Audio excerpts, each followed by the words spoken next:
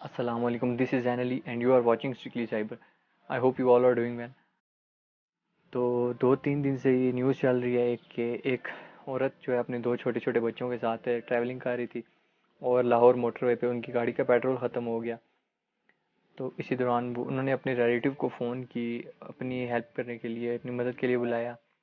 तो इतनी देर में वो गाड़ी में बैठी थी अपने बच्चों के साथ और 2 बंदे आए वेपन्स के साथ और उनकी गाड़ी का शीशा तोड़ा। उनको और उनके बच्चों को जो रोड के साथ झाड़ियाँ थी वहाँ ले गए और ले जाने के बाद बच्चों के सामने उनकी माँ के साथ, उनकी जन्नत के साथ वहाँ पे ज़्यादती की और उसके बाद उनके पास जो जो चीज़ें थी, जो कुछ था, सब कुछ ले गए और बच्चों के सामने उनकी जन्नत को दागदार कर दिया।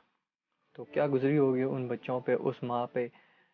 और मेरे पास तो कुछ कहने के लिए अल्फाज भी नहीं है और मुझे पता है कि मेरी इस वीडियो बनाने से उनको इंसाफ तो नहीं मिल जाएगा और वीडियो बनाने का मकसद सिर्फ अपने दिल की भड़ास निकालना था, क्योंकि हमारे मुल्क में इंसाफ बिल्कुल ख़त्म हो गया है। लोग जो हैं, इंसानियत उनमें से ख़त्म हो गई है और हैवानियत आ गई है।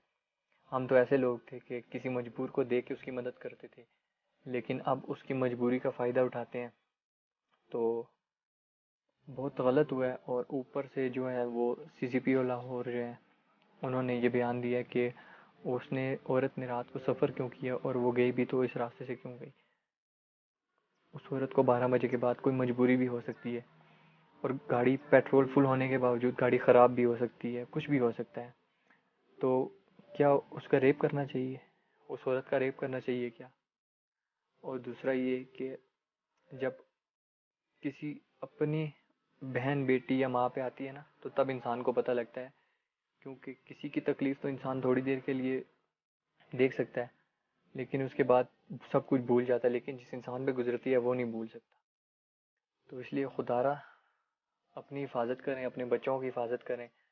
और तो यही कहना चाहूँगा कि जो लोग ऐसा करते हैं उनको तो इंसान कहना ही जो है ना, इंसानियत की तौहीन है।